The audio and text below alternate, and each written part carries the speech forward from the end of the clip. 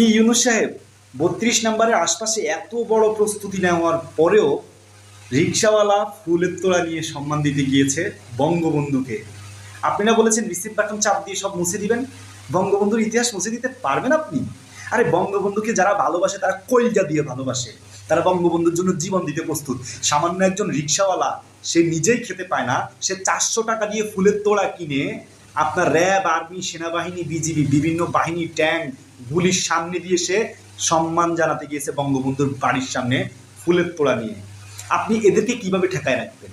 খুব শীঘ্রই গণজোয়ারে পরিণত হবে, মনে রাখবেন। শেখ হাসিনা যখন ডাক দিবে তখন কন্ট্রোল করতে পারবেন না। আরে আওয়ামী লীগ করতে কলিজা লাগে, আওয়ামী লীগ করতে বিবেক লাগে, আওয়ামী লীগ করতে স্বাধীনতার ইতিহাস জানতে হয়। জ্ঞান অর্জন না করলে আওয়ামী লীগ করতে পারবেন না। মূর্খরা কখনো আওয়ামী লীগের সম্পর্কে ধারণা রাখবে না, আওয়ামী লীগের শক্তি সম্পর্কে তারা বুঝবে না। আওয়ামী লীগ 200-500 টাকার জন্য যায় না, আওয়ামী লীগের লোকজন যায় বাংলাদেশকে ভালোবেসে দেশের জন্য জীবন দিতে। আর সেই কারণে আওয়ামী লীগ এত শক্তিশালী।